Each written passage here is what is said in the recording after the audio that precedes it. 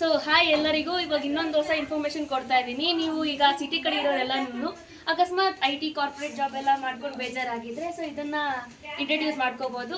ಕುರಿಗಳನ್ನ ಮೇಯಿಸಿದ್ರೆ ಈ ತರ ಒಂದು ಬೋನ್ ಸಬ್ಸಿಡಿ ಕೊಡ್ತಾರೆ 76,000 ಅಂತೆ. ಅವರಿಗೂ ಲೋನ್ ಮೂಲಕ ಸಬ್ಸಿಡಿಗಳ ಮೂಲಕ ದುಡ್ಡು ಕೊಟ್ಟಿದ್ದಾರೆ ಕರ್ನಾಟಕ ಗೌರ್ಮೆಂಟ್ ಇಂದ.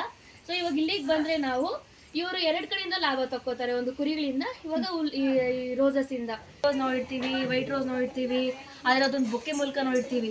ಬಟ್ ನೀವು ಇಲ್ಲಿ ಬಂದು ಇದ್ರ ಬಗ್ಗೆ ತಿಳ್ಕೊಳ್ಳೋದಾದ್ರೆ ಅದಕ್ಕೆ ಒಂದೊಂದು ನೇಮ್ ಇರುತ್ತೆ.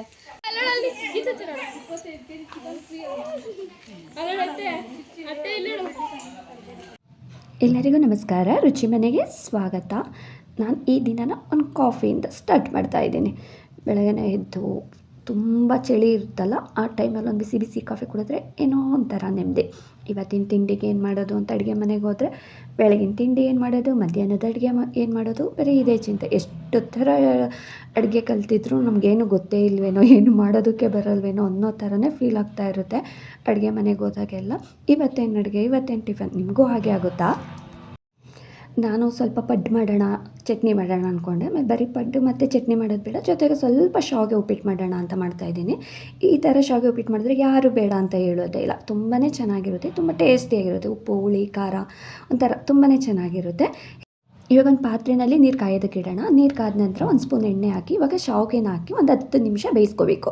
ಅದು ಬೆಂದ ನಂತರ ನಾವು ಇವಾಗ ಅದನ್ನು ಸೊಪ್ಪು ಸೀತೀವಲ್ಲ ಅದರಲ್ಲಿ ಹಾಕಿ ಅದಕ್ಕೆ ಚೆನ್ನಾಗಿ ತಣ್ಣೀರು ಹಾಕಿ ಸ್ವಲ್ಪ ಆರೋದಕ್ಕೆ ಇಡಬೇಕು. ಅದೆಲ್ಲ ಬಿಡಿ ಬಿಡಿಯಾಗಿ ಶಾವಿಗೆ ಇರುತ್ತೆ. ಇವಾಗ ಒಂದು ಬಾಣಲೆಗೆ ಎಣ್ಣೆ ಕಾದ ನಂತರ ಸಾಸಿವೆ, ಇವಾಗ ಕಡಲೆ ಬೀಜ ಸ್ವಲ್ಪ ಬ್ರೌನ್ ಕಲರ್ ಆಗ್ತಾ ಇದ್ದಂಗೆ ಸ್ವಲ್ಪ ಕಡಲೆಬೇಳೆ, ಒಂದು ಸ್ಪೂನು ಉದ್ದಿನಬೇಳೆ, ಇದಿಷ್ಟನ್ನು ಹಾಕ್ಕೊಂಡು ಅದನ್ನು ಎಣ್ಣೆಯಲ್ಲಿ ಫ್ರೈ ಮಾಡ್ಕೋಬೇಕು. ಇವಾಗ ಸಣ್ಣ ಹಚ್ಚಿರೋ ಅಂಥ ಈರುಳ್ಳಿ, ಒಂದು 3ರಿಂದ 4 ಈರುಳ್ಳಿ ಸೇರಿಸ್ಕೋಬೇಕು. ಈರುಳ್ಳಿ ಹಾಕಿದ್ರೆ ಸ್ವಲ್ಪ ಟೇಸ್ಟು ಚೆನ್ನಾಗಿರುತ್ತೆ. ಶಾವಿಗೆ ಉಪ್ಪಿಟ್ಟಿಗೆ ಬರೀ ಶಾವಿಗೆ ಇದ್ದರೆ ಅಷ್ಟು ಚೆನ್ನಾಗಿರೋದಿಲ್ವಲ್ಲ ಟೇಸ್ಟು, ಅದಕ್ಕೆ ಈರುಳ್ಳಿ ಹಾಕಿದ್ರೆ ಟೇಸ್ಟು ಸ್ವಲ್ಪ ಚೆನ್ನಾಗಿರುತ್ತೆ. ಇವಾಗ ಒಂದು 5ರಿಂದ 6 ಹಸಿಮೆಣ್ಸಿನ್ಕಾಯಿ, ಖಾರ ಸ್ವಲ್ಪ ಮುಂದೆನೇ ಇರಲಿ, ಹಾಗಾಗಿ ನಾವು 4 ಮೆಣಸಿನ್ಕಾಯಿ ಹಾಕ್ತೀವಿ ಅನ್ನೋದಕ್ಕೆ ಒಂದು 5ರಿಂದ 6 ಹಸಿಮೆಣ್ಸಿನ್ಕಾಯಿ. ಇವಾಗ ಈರುಳ್ಳಿ ಮತ್ತು ಹಸಿಮೆಣ್ಸಿನ್ಕಾಯಿ ಎಣ್ಣೆಯಲ್ಲಿ ಚೆನ್ನಾಗಿ ಫ್ರೈ ಮಾಡ್ಕೊಳ್ಳೋಣ. ಇವಾಗ ಸ್ವಲ್ಪ ಕರಿಬೇವಿನ ಸೊಪ್ಪು, ಹಸಿ ಕರಿಬೇವಿನ ಸೊಪ್ಪು ಹಾಕಿದ್ರಂತೂ ಒಳ್ಳೆ ಘಮ ಬರ್ತಾ ಇರುತ್ತಲ್ಲ, ಹಸಿ ಕರಿಬೇವಿನ ಸೊಪ್ಪು ಎಲ್ಲ ಹಾಕಿ ಒಂದು 5 ನಿಮಿಷ ಚೆನ್ನಾಗಿ ಎಣ್ಣೆಯಲ್ಲಿ ಫ್ರೈ ಮಾಡ್ಕೋಬೇಕು. ಈರುಳ್ಳಿ ಬ್ರೌನ್ ಕಲರ್ ಆಗೋ ತನಕ ಎಣ್ಣೆಯಲ್ಲಿ ಚೆನ್ನಾಗಿ ಫ್ರೈ ಮಾಡ್ಕೊಳ್ಳೋಣ. ಕ್ಯಾಪ್ಸಿಕಮ್ ಇದ್ದರೆ ಹಾಕ್ಕೊಳ್ಳಿ, ಆಪ್ಷನ್ ಅದು, ಇಲ್ಲ ಅಂದರೆ ಬೇಡ. ಬೇಕು ಅಂತಂದರೆ ಮಾತ್ರ ಕ್ಯಾಪ್ಸಿಕಮ್ ಸೇರಿಸಿ. ಒಬ್ಬೊಬ್ಬರಿಗೆ ಕ್ಯಾಪ್ಸಿಕಮ್ ಹಾಕಿದ್ರೆ ಅಷ್ಟೊಂದು ಇಷ್ಟ ಆಗಲ್ವಲ್ಲ, ಹಾಗಾಗಿ ಅಂದರೆ ಟೇಸ್ಟ್ ಚೆನ್ನಾಗಿರುತ್ತೆ. ಬೇಕು ಅಂದರೆ ಹಾಕ್ಕೊಳ್ಳಿ, ಇಲ್ಲ ಅಂದರೆ ಸ್ಕಿಪ್ ಮಾಡ್ಕೋಬೋದು. ಕ್ಯಾಪ್ಸಿಕಮ್ ಹಾಕಿ ರುಚಿಗೆ ತಕ್ಕಷ್ಟು ಉಪ್ಪು ಹಾಕಿ ಒಂದು ಮಿಕ್ಸ್ ಕೊಡಿ. ಇವಾಗ 1ರಿಂದ 2 ಕ್ಯಾರೆಟ್ ತುರಿ ಹಾಕಿ ಇವಾಗ ಚೆನ್ನಾಗಿ ಮಿಕ್ಸ್ ಮಾಡ್ಕೋಬೇಕು.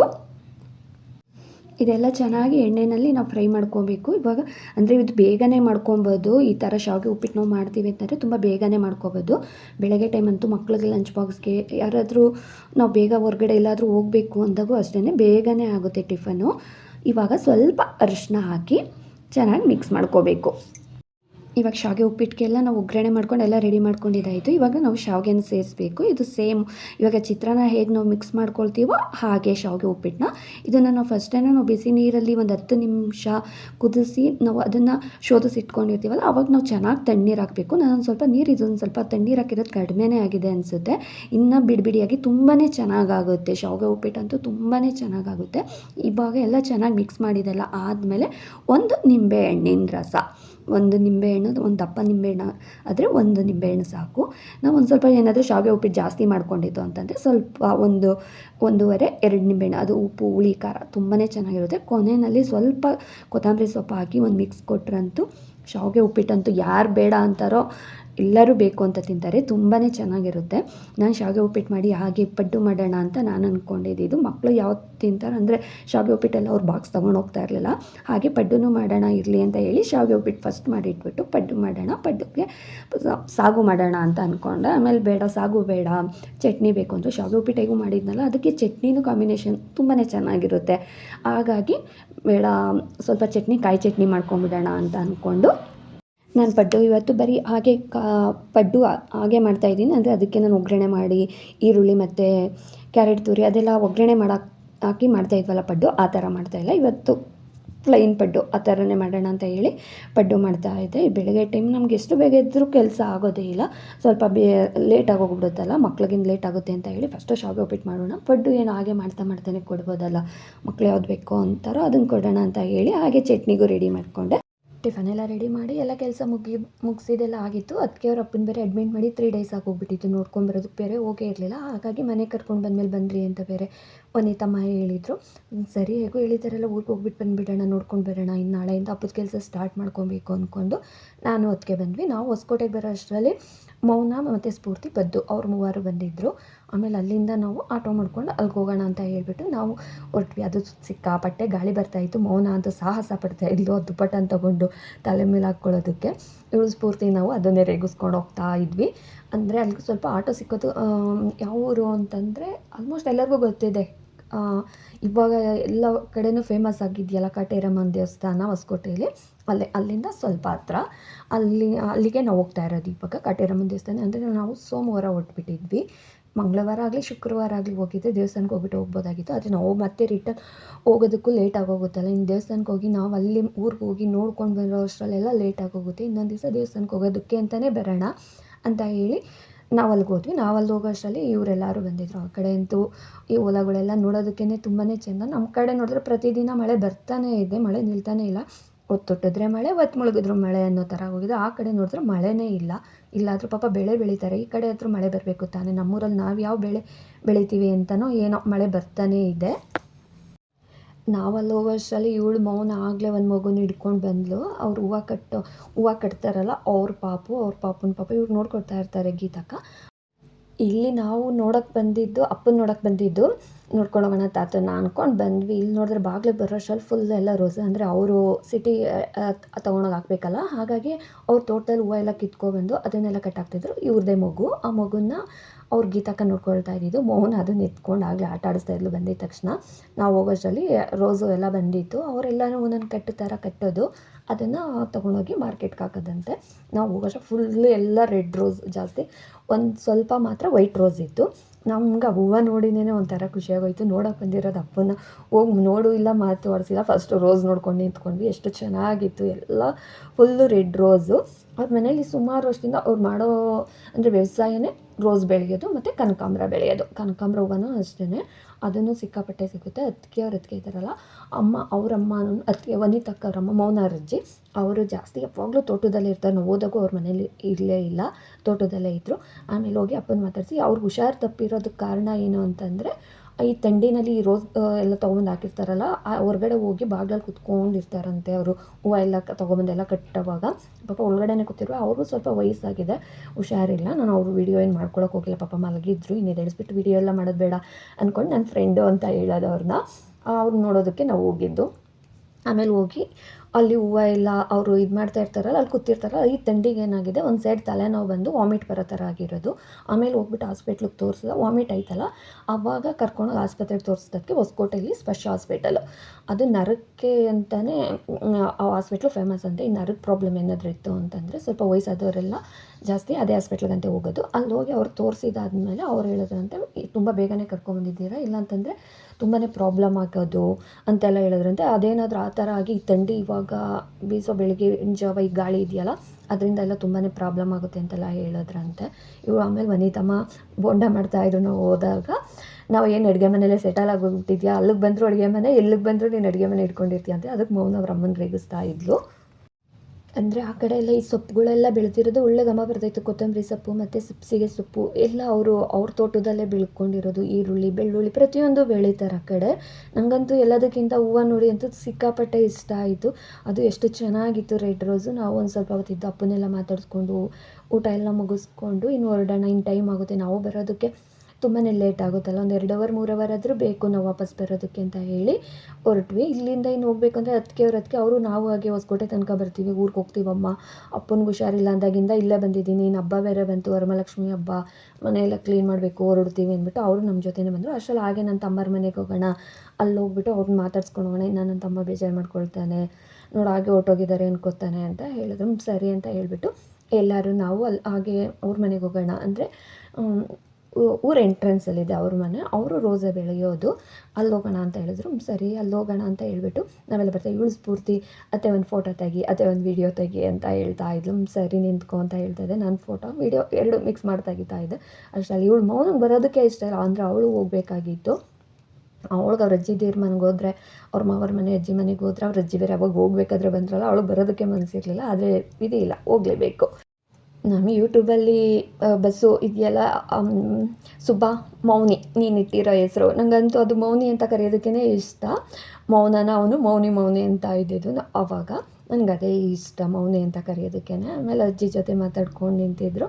ಅಲ್ಲಿ ಸ್ವಲ್ಪ ಅಂದರೆ ಈರುಳ್ಳಿ ಮತ್ತು ಬೆಳ್ಳುಳ್ಳಿ ಅದನ್ನು ತೊಗೊಬಂದು ಕಿತ್ಕೊಂಬಂದು ದಾರದಲ್ಲೆಲ್ಲ ಕಟ್ಟಿ ಅಲ್ಲಿ ತಗ್ಲಾಕಿದ್ರು. ಅವಳು ಸ್ಫೂರ್ತಿ ಅಜ್ಜಿ ಅತ್ತೆ ಅಲ್ಲಿ ನೋಡು, ಅಲ್ಲಿ ಅಜ್ಜಿಯವ್ರ ಮನೆ ಹತ್ರ ಅಲ್ಲಿ ಈರುಳ್ಳಿನ ಮತ್ತು ಇದೆಲ್ಲ ಹೇಗೆ ಕಟ್ಟಾಕಿದ್ದಾರೆ ಅಂತ ಹೇಳ್ತಾ ಇದ್ಲು ಅಂತ ಹೇಳಿ, ಇವ್ರ ಮನೆ ಬಗ್ಲಲ್ಲೆಲ್ಲ ದೃಷ್ಟಿ ಬಟ್ಟಿಟ್ಟಿದ್ರಲ್ಲ, ಅದನ್ನೆಲ್ಲ ರೇಗಿಸ್ಕೊಂಡು ನಾವು ಮಾತಾಡ್ಕೊಂಡು ಹೋಗ್ತಾಯಿದ್ವಿ. ಅವಾಗ ಒಂದು ಸ್ವಲ್ಪ ಪಿಚಿ ಅಂತ ಏನೇನೋ ಮಾತಾಡ್ತಾ ಇದ್ವಲ್ಲ, ಅದಕ್ಕೆ ನಾನು ಓನ್ ವಾಯ್ಸೇ ಕೊಡ್ತಾಯಿದ್ದೀನಿ. ಅಂದರೆ ಎಲ್ಲರೂ ಸೇರಿಕೊಂಡು ಒಬ್ರಿಗೊಬ್ರು ಎಲ್ಲ ಟವಟ ಅಂತ ಮಾತಾಡ್ತಾ ಇದ್ದರು. ನಾವು ಹೋಗಿದ್ದಾಗ ಎಲ್ಲರೂ ಅವರು ಬಂದಿದ್ರಲ್ಲ, ಹಾಗಾಗಿ ಏನೋ ಒಂಥರ ಖುಷಿ. ನಾವು ಊರಿಗೆ ಹೋದರೆ ಅಂದರೆ ತುಂಬ ದಿವಸನೇ ಆಯಿತು. ನೈಟ್ ಆಲ್ಟ್ ಅಂತ ಆಗಿದ್ದು ನಾವು ದೀಪಾವಳಿಲಿ. ತುಂಬ ದಿನ ಆಗೋಗಿದೆ ನಾವು ಹೊಸಕೋಟೆಗೆ ಹೋಗಿ. ತುಂಬ ದಿನ ಆದಮೇಲೆ ನಾವು ಇವಾಗ ಬಂದಿರೋದು. ಅಂದರೆ ಹೊಸಕೋಟೆ ಅಂದರೆ ಅತ್ತಿಗೆಯವ್ರ ಅಪ್ಪರ ಮನೆಗೆ ಹೋಗಿಲ್ಲ, ಅತ್ತಿಗೆಯವ್ರ ಅಪ್ಪರ ಮನೆಗೆ ಬಂದಿದ್ದ. ಅಪ್ಪನಿಗೆ ಹುಷಾರಿಲ್ಲ ಅಂತ ಹೇಳಿ ಅವರೆಲ್ಲರೂ ಇವತ್ತು ಊರಿಗೆ ಬಂದುಬಿಡ್ರಿ, ನಮ್ಮ ಮನೆಗೆ ಬಂದ್ರಿ, ನಾಳೆ ಹೋಗಿವ್ರ ಅತ್ತಿಗೆಯವ್ರ ಅಣ್ಣ ಮತ್ತು ಅವ್ರು ಫೋನ್ ಮಾಡಿ ಹೇಳ್ತಾನೆ ಇದ್ರು, ಊರಿಗೆ ಬಮ್ಮ ನಾಳೆ ಹೋಗಿವ್ರ ಅಂತ. ನಾವು ಇನ್ನೊಂದು ಸಾರಿ ಬರ್ತೀವಿ ಮನೆಯಲ್ಲಿ, ಇವತ್ತು ಹೋಗಿ ನೋಡ್ಕೊಂಡು ಬಂದುಬಿಡ್ತೀವಿ ಅಂತ ಹೇಳ್ಬಿಟ್ಟು ಬಂದಿದ್ದೀವಿ ಅಂತಲೇ ಹೇಳ್ಬಿಟ್ಟು ಬಂದ್ವಿ. ಅಷ್ಟರಲ್ಲಿ ನೋಡಿದ್ರೆ ಅವ್ನು ಶಶಿನೂ ಬೇರೆ ಹಾಸ್ಪಿಟ್ಲಿಗೆ ಹೋಗಿದ್ದಾನೆ ಅಂತ ಬೇರೆ ಹೇಳಿದ್ರು. ನೋಡೋಣ, ಅವ್ನು ಬರೋ ತನಕ ನೋಡ್ಕೊಂಡು ಹೋಗೋದ ಅಂದ್ಕೊಂಡಿದ್ವಿ. ಆಮೇಲೆ ಬೇಡ ಕೊಟ್ಬಿಡೋಣ ಬಿಡು ಅಂತ ಅಂದ್ಬಿಟ್ಟು ನಾವು ಅಲ್ಲೇ ಒಂದು ಸ್ವಲ್ಪ ಹೊತ್ತಿದ್ವಿ. ಆಟೋಗೆ ವೆಯ್ಟ್ ಮಾಡ್ತಾಯಿದ್ವಿ. ಅಂದರೆ ಅಲ್ಲೊಂದು ಸ್ವಲ್ಪ ಓಲಾ ಊಬರು ಅವೆಲ್ಲ ಸ್ವಲ್ಪ ಕಷ್ಟನೇ ಸಿಗೋದು. ಹಾಗಾಗಿ ವೆಯ್ಟ್ ಮಾಡ್ತಾಯಿದ್ವಿ. ಅಷ್ಟರಲ್ಲಿ ಅತ್ತಿಗೆಯವ್ರ ಅಣ್ಣ ಬಂದು ಅವರು, ನಾನು ಆಟೋಗೆ ಹೇಳಿದ್ದೀನಮ್ಮ ಬರುತ್ತೆ ನೀವು ಹೋಗ್ರಿ ಅಂತ ಹೇಳಿದ್ರು. ಅಲ್ಲಿಂದ ನಾವು ಬಂದಿದ್ದು ಇಲ್ಲಿ ಅತ್ತಿಗೆಯವ್ರ ತಮ್ಮನ ಮನೆಗೆ. ನಮ್ಮ ಅತ್ತಿಗೆ ಇದ್ದಾರಲ್ಲ, ಅವ್ರ ತಮ್ಮನ ಮನೆಗೆ ಬಂದಿದ್ದು. ಅವರು ಇಲ್ಲೊಂದು ಮೇಕೆ ಮರಿ ಇತ್ತು. ಆ ಮೇಕೆ ಮರಿದು ನಾನು ವೀಡಿಯೋ ಮಾಡ್ತಾಯಿದ್ದೆ. ಇವಳು ಸ್ಫೂರ್ತಿ ಬಂದವೆಲ್ಲ ಅದೇ ಚೆನ್ನಾಗಿದೆಯಲ್ಲ ಮೇಕೆ ಮರಿ, ನಾವು ತೊಗೊಂಡೋಗೋಣ ಅಂತ ಇದ್ಲು. ನನಗೆ ಬೇಡ, ನೀನು ಬೇಕಾದ್ರೂ ತೊಗೊಂಡೋಗು ಅಂತ ನಾನು ಹೇಳ್ತಾ ಇದ್ದೆ. ಅಲ್ಲಿಂದ ಅಂದರೆ ಇವರು ರೋಸ್ ಗಿಡದ್ದು, ಅಂದರೆ ಇವ್ರು ಸ್ವಲ್ಪ ಕಮ್ಮಿ, ಅವ್ರು ಸ್ವಲ್ಪ ಜಾಸ್ತಿ. ಅಣ್ಣ ಸ್ವಲ್ಪ ಜಾಸ್ತಿ ಬೆಳೀತಾರೆ, ತಮ್ಮ ಸ್ವಲ್ಪ ಕಡಿಮೆ ಬೆಳೀತಾರೆ. ಆಮೇಲೆ ನಾವು ಒಳಗಡೆ ಹೋಗ್ಬೇಕಾದ್ರೆ ಇಲ್ಲಿ ಕುರಿಗೆ ಒಂಥರ ಎಲ್ಲ ಬೋನ್ ಥರ, ಅಂದರೆ ಏನೋ ಒಂಥರ ಮನೆ ಥರ ಎಲ್ಲ ಮಾಡಿಬಿಟ್ಟು ಕಟ್ಟಿದ್ರು. ನಾನು ಅದನ್ನ ನೋಡ್ಬಿಟ್ಟು ಮೌನನ ಕೇಳಿದೆ, ಏನು ಮೌನ ಇದು ಈ ಥರ ಮಾಡಿದ್ದಾರೆ ಕುರಿಗೆ ಅಂತ. ಬಾತೆ ಹೇಳ್ತೀನಿ, ಸರ್ಕಾರದಿಂದ ಏನೇನು ಉಪಯೋಗ ಇದೆ ಅಂತ ನಿಂಗೆ ಹೇಳ್ತೀನಿ ಬಾ ಅಂತಂದು. ಸರಿ ಹೇಳು ಅಂತ ಅಂದ್ಬಿಟ್ಟು ನಾ ಇಲ್ಲಿ ಬಂದೆ. ಆಮೇಲೆ ಅವಳು ಸ್ಟಾರ್ಟ್ ಮಾಡಿದ್ಲು. Background voice. ಸೊ ಹಾಯ್ ಎಲ್ಲರಿಗೂ, ಇವಾಗ ಇನ್ನೊಂದು ಹೊಸ ಇನ್ಫಾರ್ಮೇಷನ್ ಕೊಡ್ತಾ ಇದ್ದೀನಿ. ನೀವು ಈಗ ಸಿಟಿ ಕಡೆ ಇರೋರೆಲ್ಲನೂ ಅಕಸ್ಮಾತ್ IT ಕಾರ್ಪೊರೇಟ್ ಜಾಬ್ ಎಲ್ಲ ಮಾಡ್ಕೊಂಡು ಬೇಜಾರಾಗಿದ್ರೆ, ಸೊ ಇದನ್ನ ಇಂಟ್ರಡ್ಯೂಸ್ ಮಾಡ್ಕೋಬಹುದು. ಕುರಿಗಳನ್ನ ಮೇಯಿಸಿದ್ರೆ ಈ ತರ ಒಂದು ಬೋನ್ ಸಬ್ಸಿಡಿ ಕೊಡ್ತಾರೆ, 76,000 ಅಂತೆ. ಸೊ ನೀವು ಕುರಿಗಳು ಮೇಯಿಸೋದಕ್ಕೆ ಈ ಬೋನ್ಗೂ ಕೂಡ ಲೋನ್ ಮಾಡಿ ಕೊಡ್ತಾರೆ. ನೀವು ಕುರಿಗಳು ಮೇಯಿಸ್ಬೋದು, ಗವರ್ನಮೆಂಟ್ ಕಡೆಯಿಂದ ದುಡ್ಡು ಬರುತ್ತೆ. ಸೊ ಯಾವುದನ್ನು ನಾವು ಇವಾಗ ಹಳೆ ಕಾಲಕ್ಕೆ ಹೋಗ್ತಾ ಇದ್ದೀವಿ. ಸೊ ನೀವು ಅಡಾಪ್ಟ್ ಮಾಡ್ಕೋಬಹುದು. ಇದೆಲ್ಲ ಇವರೇ ಇದೇ ಥರ ಮಾಡಿಕೊಟ್ಟಿರೋದಾ? ಎಲ್ಲ ಗೌರ್ಮೆಂಟ್ ಅವರೇನೆ. ನೀವು ಈ ಥರ ಮಾಡಿದ್ರೆ ಅವ್ರು ನಿಮಗೆ ಸಬ್ಸಿಡಿ ಕೊಡ್ತಾರೆ. ಸೊ ಎಲ್ಲನೂ ಯಾರ್ಯಾರು ಕುರಿಗಳು ಮೇಯಿಸ್ತಾರೋ ಇವೆಲ್ಲನೂ ನಾವು ಮುಂದೆ ಹಳೆ ಕಾಲಕ್ಕೆ ಹೋಗೋ ಥರ ಇಲ್ಲೆಲ್ಲ ಹುಲ್ಲಾಕೋದು ನೋಡಿ, ಅಲ್ಲಿ ಬರ್ದಿದ್ದಾರೆ, ಅದನ್ನು ತೋರಿಸಿ. ಹಾಂ, ಇಲ್ಲಿ ಬರ್ದಿದ್ದಾರೆ.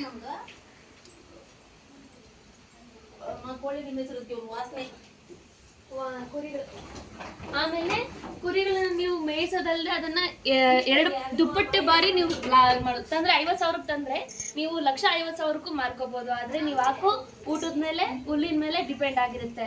ಸೊ ಎಲ್ಲದನ್ನು ಧೈರ್ಯ ಮಾಡಿ ನೀವು ಮಾಡಿದ್ದಾರೆ. ಅವರಿಗೂ ಲೋನ್ ಮೂಲಕ, ಸಬ್ಸಿಡಿಗಳ ಮೂಲಕ ದುಡ್ಡು ಕೊಟ್ಟಿದ್ದಾರೆ ಕರ್ನಾಟಕ ಗೌರ್ಮೆಂಟ್ ಇಂದ. ಸೊ ಇವಾಗ ಇಲ್ಲಿಗೆ ಬಂದ್ರೆ ನಾವು ಇವರು 2 ಕಡೆಯಿಂದ ಲಾಭ ತಕ್ಕೋತಾರೆ. ಒಂದು ಕುರಿಗಳಿಂದ, ಇವಾಗ ಈ ರೋಸಸ್ ಇಂದ. ಸೊ ಇವಾಗ ನೋಡ್ರಿ, ಆಷಾಢ ಆಯ್ತು, ಅಲ್ಲಿ ಫುಲ್ಲು ಲಾಭ ಬಂತು. ವರಲಕ್ಷ್ಮಿ ಹಬ್ಬ ಇವಾಗ ಅದಕ್ಕೂ ಬರುತ್ತೆ. ಸೊ ನಾವೆಲ್ಲನೂ ನೇಚರ್ನ ಅಡಾಪ್ಟ್ ಮಾಡ್ಕೊಳ್ಳೋದಕ್ಕೆ ಇದು ಒಂದು ರೀಸನ್. ಸೊ ಇವಾಗ ಒಂದು ಕಟ್ಟು ನೀವು ಬೊಕ್ಕೆ ನಿಮ್ಮ ಗರ್ಲ್ ಫ್ರೆಂಡ್ಗೋ ಅಥವಾ ನಿಮ್ಮ ಮನೆಯವ್ರಿಗೋ ಕೊಡ್ಬೇಕಂದ್ರೆ ₹100 ಮೇಲೆ ಇರುತ್ತೆ. ಯಾಕೆ ದೇವ್ರ ಪೂಜೆಗೆ ಯೂಸ್ ಮಾಡಲ್ವಾ?